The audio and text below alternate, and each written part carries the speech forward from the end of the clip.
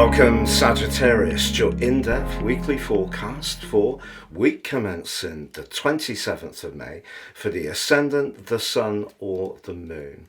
On the screen now, I'm showing the event chart right at the start of the week, which gives us some very important pointers.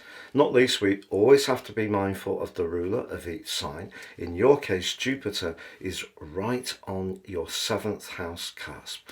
So on Saturday last week, Jupiter returned to Gemini for the first time in 12 years.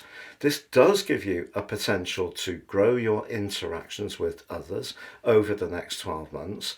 It's possible with Venus so close to Jupiter, as you can see, that this particular week could see a significant development around some kind of alliance. Now, this could be in a personal context, but just as easily it could be in a professional one. The 7th house is where we can present ourselves, and that combination, the two planets of fortune, right from the off this week, certainly gives you a lot of uplift. But there's more, because for you, Sagittarius, very often there's some kind of knowledge or excitement or expansion involved in your situation.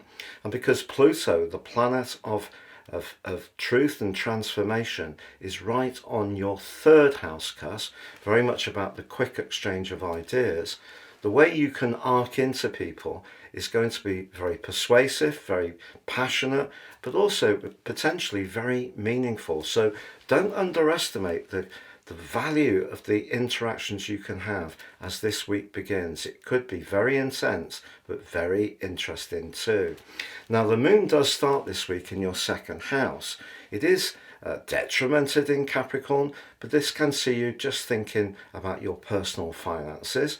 It also links to Saturn in the 4th house. So if it's domestic finances you're thinking about, that could be part of the conversation that's being led by Jupiter and Venus. Perhaps you're going to talk to an advisor, get some input on how you can shape things in a different way.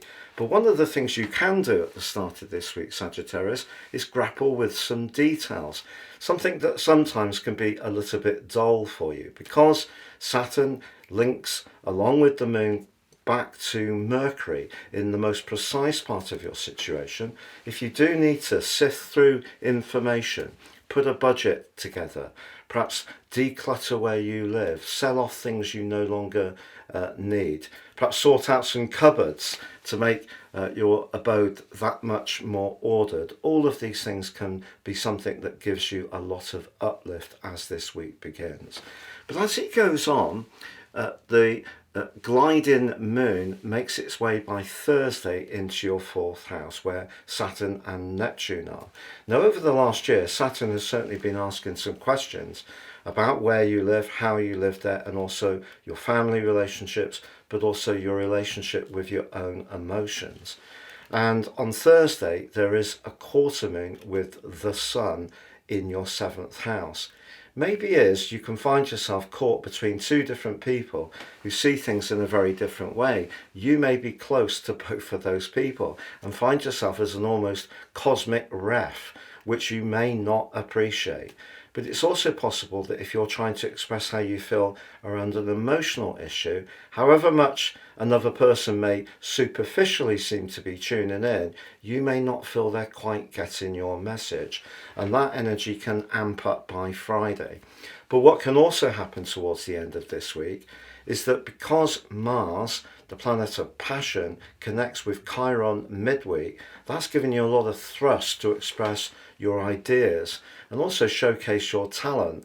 And then when Mercury moves forwards to connect with Uranus as the week draws to a close, if you have got brilliant ideas but you want to go about working with them in a different and fresh way, very Sagittarian, you have a wonderful platform to really work from.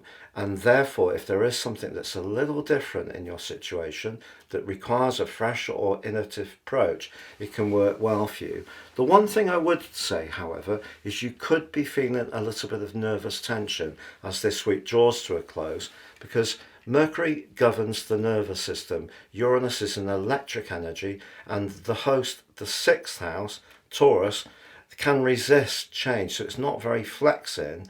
And if there is something you do need to just adapt to quickly, it could cause a little bit of a sense of overwhelm. So just be prepared for that. But certainly your relationship sector is set up beautifully this week. It's possible with Jupiter in your 7th house that the next 12 months could bring some significant changes in terms of people that you're close to.